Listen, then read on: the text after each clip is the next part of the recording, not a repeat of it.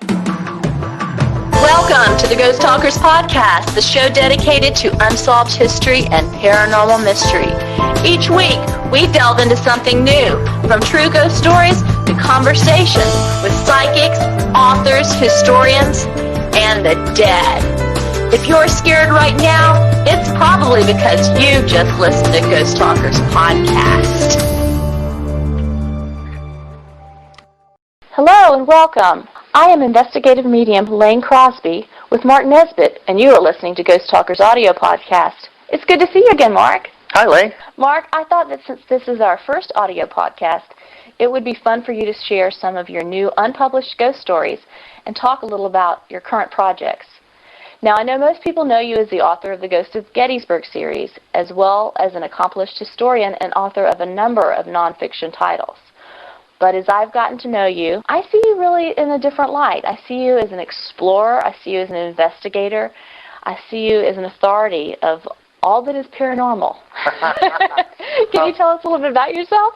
Sure. I'm not sure about the authority part, but I know that I've learned an awful lot in the last several years since I started, since the publication of Ghosts of Gettysburg, the very first ghost book. And it's I guess just by osmosis, I've picked up a lot of stuff, and then kind of got forced into things like some of the investigations that we've done.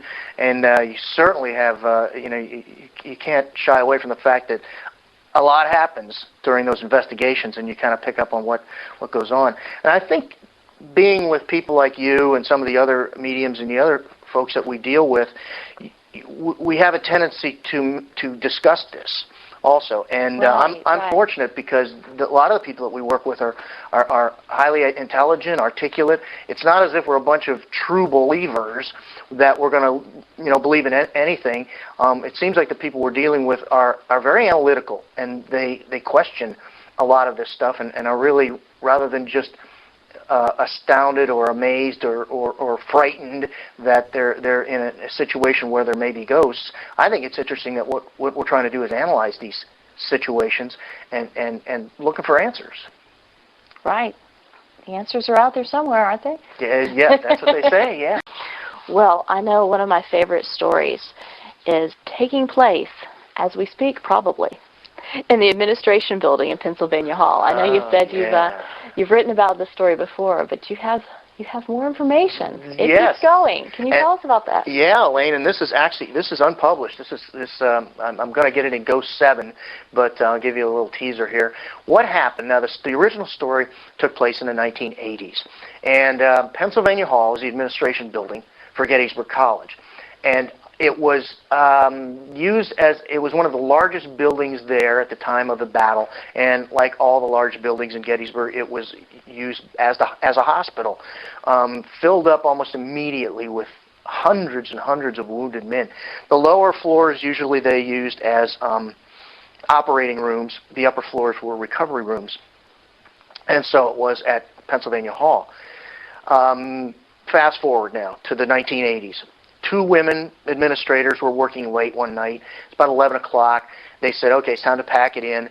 And they left, and they got on the elevator on the third floor and went down trying to get down to the first floor where the exits were. And the elevator went right past the first floor into the basement. And they're punching the button, figuring that the machine had somehow malfunctioned.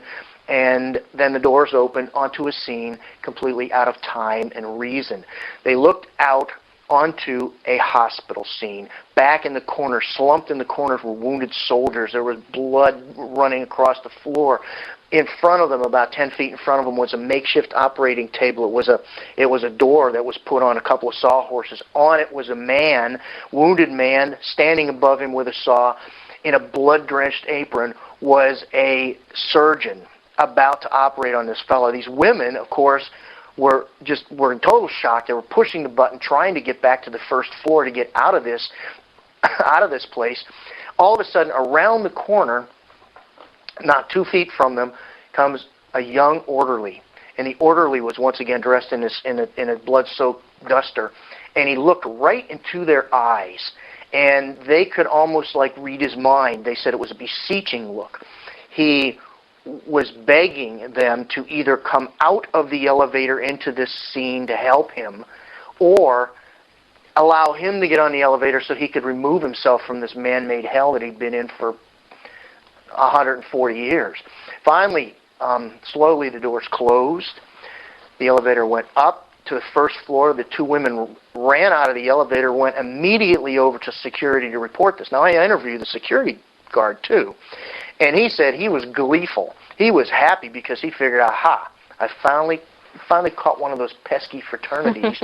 They're never going to be able to clean this mess up by the time I get over there because we're only about a minute away. They got into the elevator, talk about a couple courageous women, went back down to the basement. The doors opened, and it was a scene of pristine cleanliness. It was like nothing had ever changed.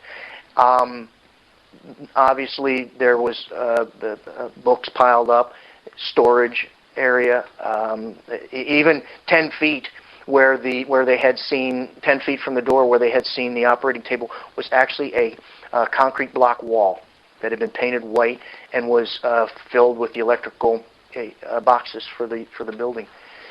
Now, you can look at this and say, well, maybe, who knows, overactive imagination of these two women or working late or what have you.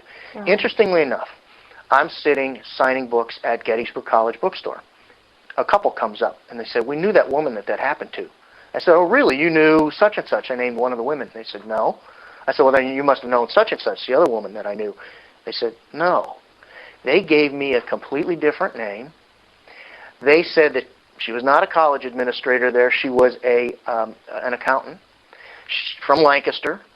They had been doing an audit of Gettysburg College. They asked her to go down to the cars in the parking lot and get some paper. She got in the elevator, went down, had the same experience. She was living in Denver. They gave me her phone number. I called her up and interviewed her, and by golly, she had the same experience. Probably 2 years later, described the whole scene exactly the way it was described to me before. So that is the interesting thing that I feel when suddenly you go from something you're not 100% sure of, okay, to all of a sudden you have two accounts of exactly the same thing, two different individuals, two different times, and it happened again. And who knows when it's going to happen again. Do you think that this was a time warp? Do you think that these were ghosts? Okay, yeah. That's just very psychic? It's good that you brought that up because that is a classic example of a warp or a rip in time or a tear in the fabric of time. One of the half a dozen classifications that paranormal investigators use for different types of hauntings. And the warp is one of the strangest, most unexplainable thing. I mean, really, almost everything that you experience in the paranormal world could in some way be classified as a warp. In other words, all of a sudden, if you see the Phantom Regiment out on the battlefield, you're actually looking back in time. You're looking through an opening in time. I know a lot of times I have a difficult time telling, am I just seeing images that have played out before, or am I seeing ghosts actually doing this again? Sometimes I can't determine. Yeah, it's hard. But the warp is, and I think that's what that was. The weird part is when a warp happens when you have like a man-made portal, like the elevator. Right. The other example of that, I think, was the photograph at the Cashtown Inn. Yes. What a very haunted bed and breakfast. That's an interesting place, and that was in my very first book, and they had experiences there. The Buckleys, when they owned it, they told me some strange things, how when they were renovating it, of course, as you know, whenever some historic building is being renovated, you have more activity. It starts happening. Yes. They come out. Yes. And that's exactly what happened there. They were renovating the building. It had been like a biker bar for years and years and years, and they were turning it into a bed and breakfast. And I remember Carol and Bud telling me one night that they were in bed and they were awakened by large objects being moved in the attic above their heads. They heard boxes being moved, and neither one knew the other one was awake. And finally Carol said, Bud, do you hear that? And he says, yeah. She said, you want to go check that out? He said, maybe tomorrow. And he went upstairs the next morning, and nothing had been moved. It was the same as it was. So yes, the Cashtown Inn is very active still to this day. But didn't you tell me someone took a picture out of a window there? Once again, yeah, there's that warp thing looking through a portal. What happened is, and they have the photograph out there, is there's a window in the bar, and if you look out the window, you see a tree, a very old tree out there, and you see a barn, a very old barn, probably built in the late 19th, probably early 20th century. It wasn't there at the time of the battle, and neither was the tree, but they're very old. Obviously, they've been there for a long time. Someone took a photo out that window. There is no tree. There is no barn. In other words, they took a photo into the past. Wow. So that's an example of a warp that was actually recorded on film. That's amazing. Yeah. As far as the warp that took place in the administration building, did any of these women step off the elevator? That's the question. Everyone always asks, what would happen if they had stepped off the elevator? And I have to admit, I don't know. Do you have any thoughts on that? I'd like to find out. Do you want to take me there? I'll take you there, but if that scene shows up again, you're on your own. I'm not going with you. Maybe we better take a rope and tie it to the elevator to keep the doors open. Yeah, something we can haul you back into the elevator with. Yeah. I don't know. That's one of those questions that I guess you'd have to be very, very, very brave to find out what would happen. Please hang on. We will be right back after this message from our sponsor. Historians say the Battle of Gettysburg ended on July 3, 1863. However, historian Mark Nesbitt, author and paranormal investigator, says, I don't think so. You be the judge. Experience the ghostly side of Gettysburg with Mark Nesbitt's Ghosts of Gettysburg Candlelight Walking Tours, voted the #1 ghost tour in America by the readers of HauntedAmericaTours.com. Visit ghostsofgettysburg.com for tour schedules and event information. Now, welcome back to the show. Welcome back to Ghost Talkers on ghosttalkers.net. Mark, I had a question for you. When I read your Ghost of Gettysburg series, I went to the Gettysburg battlefield. In doing so, I spotted a tour guide park ranger who was leading several people, and I stopped him and asked him, are there any ghosts at Gettysburg? And would you believe he said to me, no, ma'am, there are no ghosts here at Gettysburg, and no one has ever seen a ghost at Gettysburg. And he made me feel like there was something mentally wrong in order to consider this. Yeah. And I said, but I read the books. Uh-huh. What do you think about that? Why would they tell somebody this? I don't know. It's an interesting phenomenon. I guess partially because, well, let me put it this way. My first boss there, Ron Wilson, I asked him when I was my first year at Gettysburg. I said, "Are there any ghost stories? Have you ever heard any ghost stories?" And he looked at me. He said, "Frankly, there are enough true stories. There are enough stories of that happened here that'll scare the pants off you. Yeah. You don't need any ghost stories." Well, there are ghost stories, and it is folklore, and it's all part of the history of Gettysburg. I feel bad because you were also a tourist or a visitor to Gettysburg, and you should not try and put anybody down for the reason they're at Gettysburg. My books are written, as you know, with the history first, and everything's documented in them, and I can document everything to a real living person who was once on the battlefield who said these things, and they're part of the history. Well, the ghost stories are the same way. I mean, what's the difference between someone who saw a battle out there and someone who saw a ghost out there?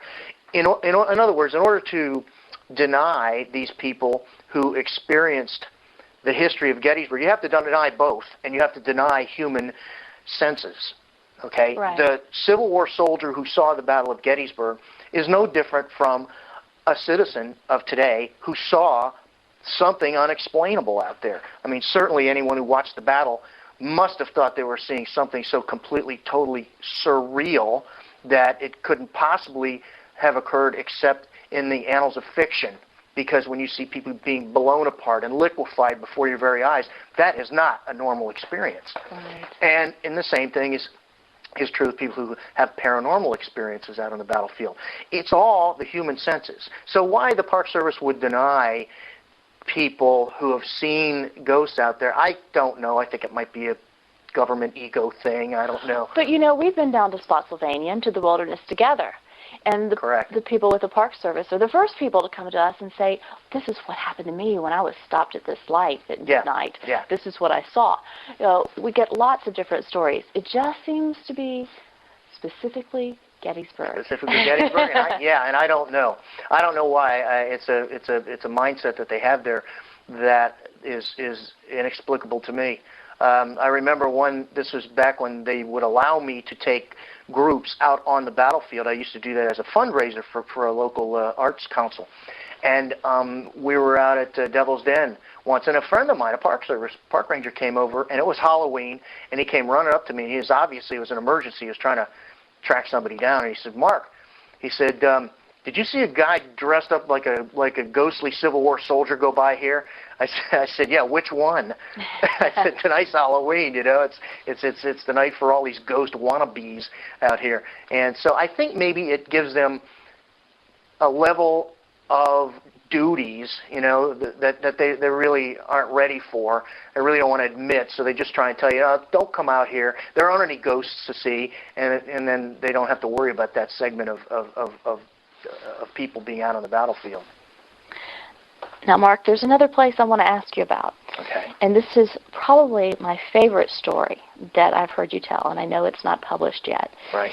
And I've talked to your wife and editor, Carol, in order to plan a photo shoot at the Lady Farm in Gettysburg. Yes. The Lady Farm. It's a beautiful place. We're going to take our PR photos there. And there's a reason I did this.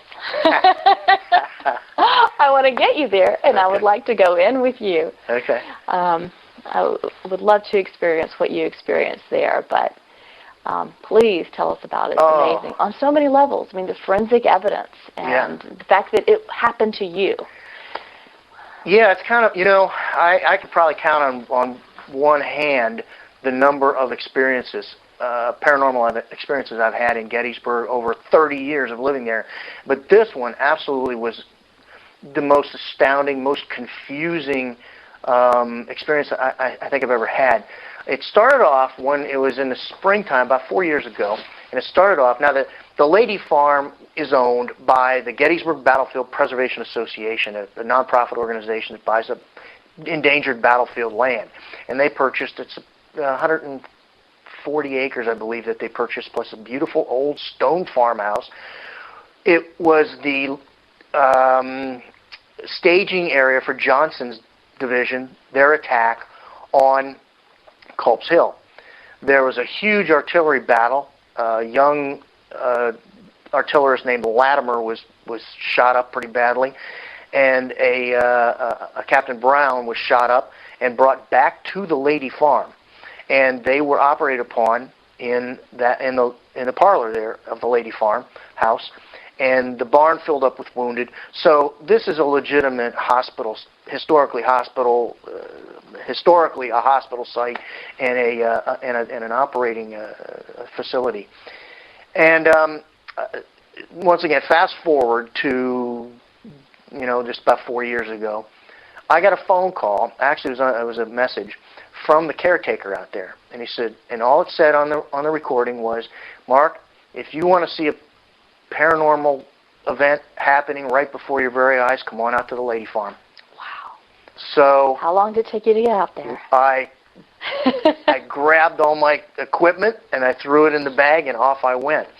And it took me about 10 minutes to get there. And so I'm knocking on the door out in front, and I'm thinking, what's going to happen? Is the door going to open up and something's going to rush out at me? I bet. That would scare me. Yeah. So the caretaker came around the side of the building, scared the bejeebers out of me. And I said, what's going on? He said, come on in. So we walked in the house, and I couldn't see anything going on. And I said, what is it? He says, I just want you to look. I said, okay. And he opened the door to the parlor, which was the operating room. And I walked in, I'm looking around, and he didn't say a word, and all of a sudden I looked on the floor, and there on this original wooden floor was this reddish liquid, a rust-colored liquid that was spread out. It looked as if it had flowed towards the fireplace, because it usually is lower than, over the years it pulls the floor down a little bit. And there were at least 3 or 4 streaks of this rust-colored liquid and numerous drops of this liquid. And I looked at it, and I said, what in the world did you? I said, did you kill a chicken in here or something? And he laughed. He says, no, of course not. You know what it would look like? It'd be all over the place. I'm like, what the heck is this? Yes? Were they streaks, like somebody stepped in it? No, it was just a flow. It was like a flow, and you could see the darker colored liquid was drying, and on the outside of it was kind of like a clear serum. This is where an operating table might be? This is where an operating table might have been at one time. So I'm looking at this, and of course I'm videotaping everything. And we got a yardstick, and we put it down. You could see they were about 4 feet long, 3 or 4 of these streaks, and little spots all around. So I went out. I asked him. I said, "Do you have any Kleenex? I'm going to get a sample of this." So I dipped it in the spots, okay, and I put it in a baggie. And I said, I don't know what's going on here. I have no idea what's happening. And we talked a little bit more, and we went around, and the rest of it. He took me on a little tour. So I got back in my car, got home, confused as I could possibly be. Thinking, well, maybe I've been the victim of a scam, but I kind of doubted. It didn't seem that way. About 2 hours later, got a phone call. I picked up the phone. It's the caretaker. I said, what is it? He goes, it's gone. I said, what? He said, it's gone. Come out here. I got in my car, took the equipment, went out there again, walked into the room. It was gone completely. It was as if it had never even been there. Now, this is a locked building. This is a locked building, yes. In fact, I thought, could he possibly have cleaned it up? And he looks at it, and I have this on videotape where he says, no, look. And he takes his hand, and he runs it right across where the stains were, and he lifts up his hand, and there's a very, very, very thin film of dust on his fingertips. Wow. How is that possible? It's reversed. It's backwards. Right. The time just turned around. I don't understand it. We sent... The first thing Carol thought was, uh-oh, what about the samples? Did they disappear too? Did you She rush ran out out to the car, and she found the samples, and there was still that rusty colored in the Kleenex. Okay, we're going to have this analyzed. We sent it off to the most prestigious forensic labs in the country. I can't name who it is, but the results came back. The substance was blood. The species was human. Interesting. And in that room, you can see over in the corner the real blood stains from the battle, okay? Wow. And poor Mrs. Lady probably scrubbed those with lye soap every week of her life. Right. And you can't get blood out of the wood. No, you like sure that. can't. It was gone the second time I went back. There was not a trace. I have photographs, I have video of it. You cannot see it. And Laine, I was the victim of a paranormal attack. I got mugged, That's because amazing. I know. I have no explanation for it. I really don't. The more I do this, the more I channel people, the more I go out and see paranormal events, I find a commonality between many of the paranormal events where I am. Many of the people that I speak with are telling me the same things, but I have never heard of anything like this before. It's as if, first of all, the blood and the fact that it was human, it shouldn't have been there. Okay? Right. It's just too much blood. Second, it shouldn't have disappeared. I mean, into nothingness, literally into nothingness, Right. because there should at least be a stain there. And all of this should be reversed. In other words, I go in there, I see the empty room, I see the dust on the floor. Then I'm called back, and then there's the blood stains, and there still should be stains even after it's cleaned up. Right. But there's nothing. It's amazing. It really is amazing. Just astounded. And the other interesting thing is, just recently, they got a fella from a forensic lab to come out and spray the room with luminol, which is that substance that Right. under ultraviolet light it will show blood. Right. Okay? And you can literally see places around the room where men sat, placed their hands. They have one area in another room where you can actually see the body outline of a man who lay down to die there. You can see the other large blood stain in the corner that I talked about before. But when he sprayed in front of the fireplace where I saw those blood stains, nothing. Really. Nothing. And you have it on video. I have it on video, I mean, it's yeah. proof. Yeah. This story has got to be the most incredible story I have ever heard. And I want to experience something like this. Will you take me to the farm? We'll go to the farm. We'll go to the farm. We'll take our podcast viewers there too. So we'll make sure we get something on tape for that. I'd love to, and I'd love to see if there are any spirits there who can tell us what exactly happened that day. I hope you find some, because I want to know. Mark, I'd like for you to explain what EVP is. I understand you are the EVP expert, and I know we've gotten some together out in the field, literally in the field. Oh, yeah. Yeah. Well, EVP is electronic voice phenomenon. That's what EVP stands for. And it is actually the recording of voices or noises, sometimes clicks, sometimes roars, sometimes music, that is not actually heard by the ear, but it does appear on, or does show up on recordings. Now, this actually, the history that this goes back to the invention of audio tape, and it's very strange, because when I do it, I ask a question and stand there in total silence. The first time it happened to me, I'm kind of immune to a lot of scary stuff. When you live out on the battlefield for, and have several different houses, and you're out there at midnight, you have to patrol through the National Cemetery, and you have to patrol Devil's Den. You get used to this. Not much scares you. But the thing that really gave me the willies once was when I was out at the Triangular Field, and I had my Panasonic recorder, and I had it on voice activation, and I'm standing in the middle of the Gettysburg battlefield. It's dark. It's night. And it's totally quiet, and I press the button to record, and I ask a couple questions. Is anybody here with me? And I'm watching the recorder start to record. When that happened, I got the proverbial willies, And then when I played it back, there were noises. You had to listen to them real close, but they did sound like voices. There was a lot of white noise, background noise, like when you're at a party and you hear all the voices in the background. You can't tell what they're saying. That's what I heard on the tape. Couldn't hear it in that open field, obviously. So that was the first time I'd ever gotten EVP.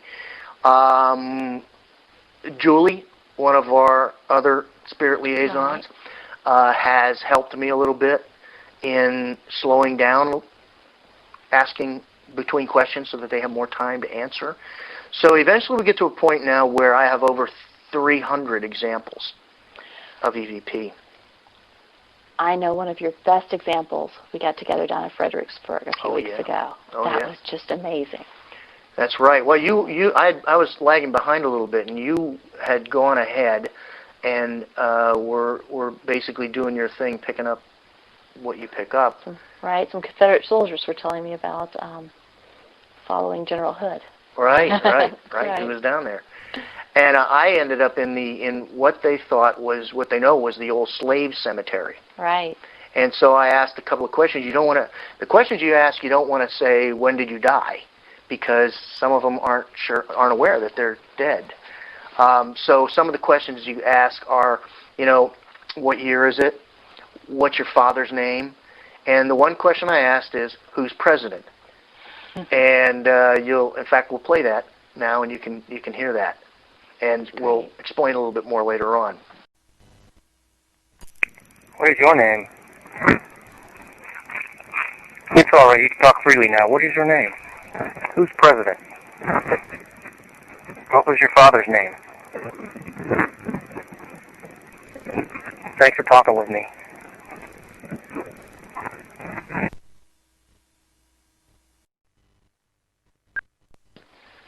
All right, you can hear something after I ask who's president. I don't want to lead too many people on, but what I did was I asked, obviously, if this is a slave cemetery, when did burials end? And obviously it would have to be 1860 to 1865 because slavery ended after that. So we know that we're talking about a president probably back in the 18th century or early 19th century. So I'm going to play it one more time and see if you can hear what president we're talking about. What is your name? It's all right. You can talk freely now. What is your name? Who's president? What was your father's name? Thanks for talking with me.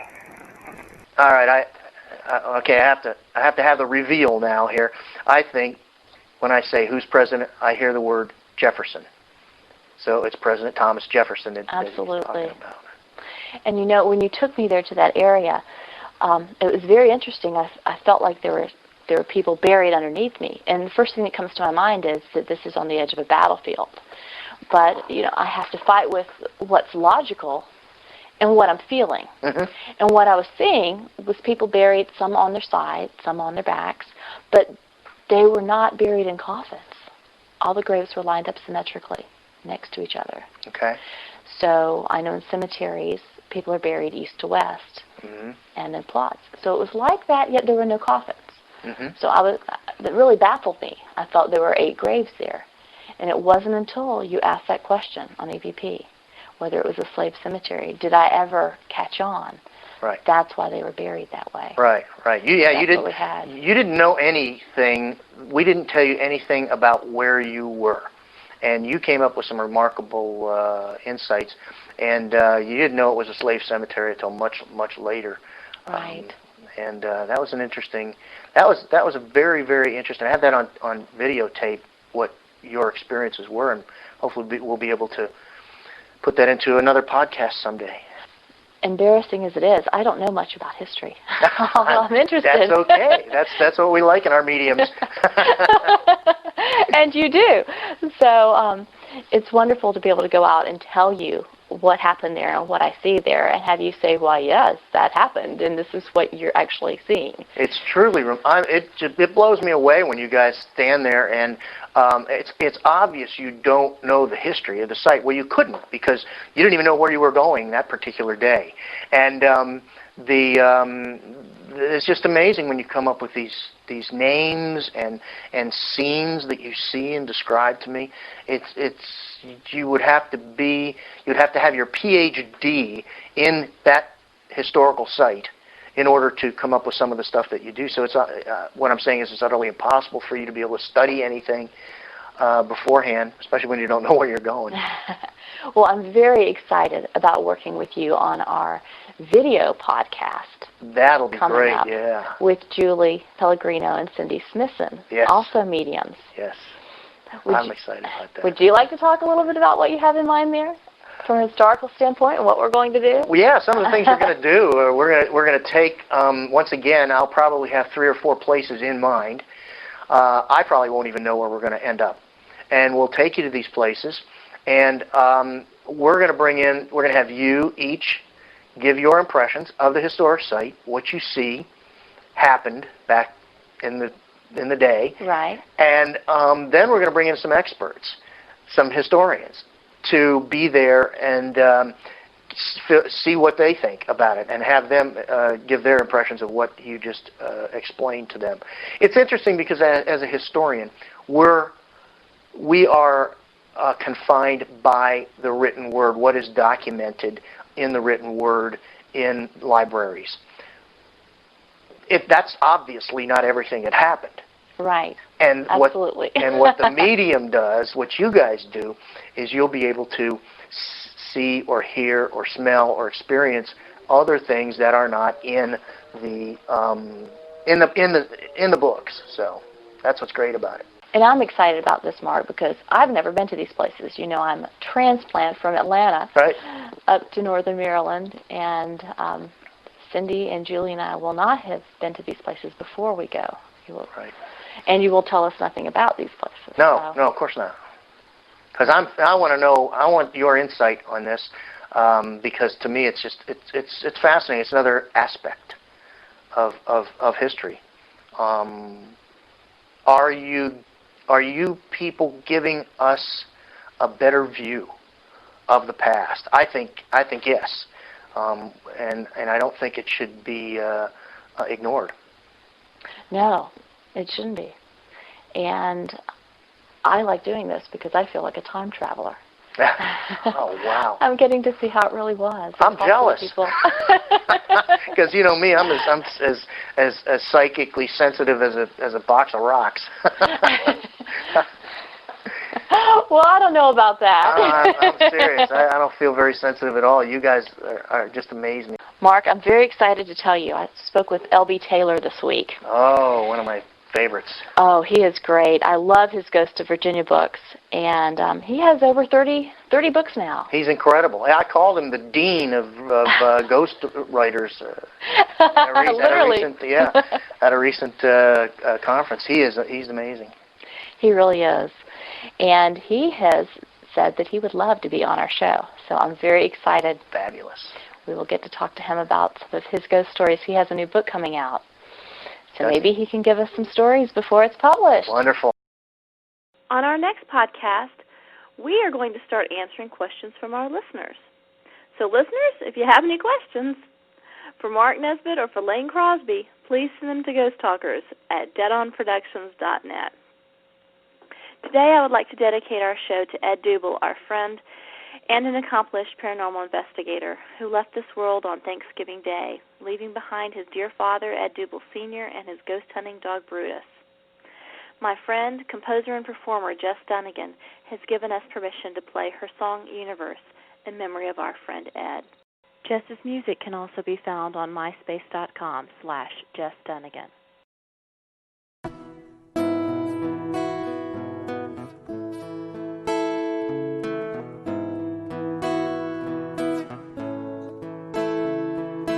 Running so fast, I can't breathe.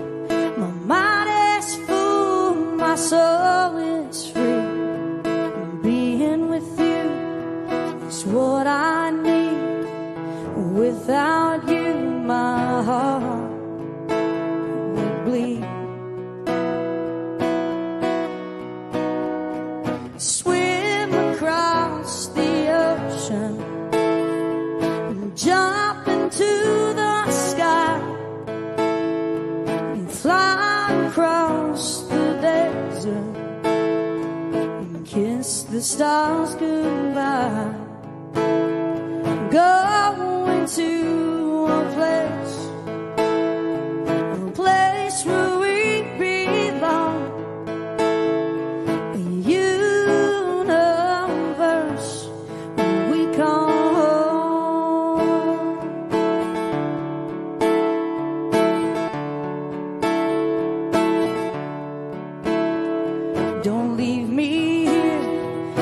world of hate, and take my hand, it's a leap of faith. I'll use your eyes to see the truth. Our hearts together know what to do. Swim across the ocean and jump into the sky.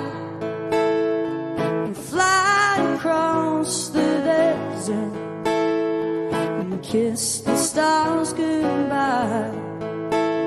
We're going to a place where we belong, a universe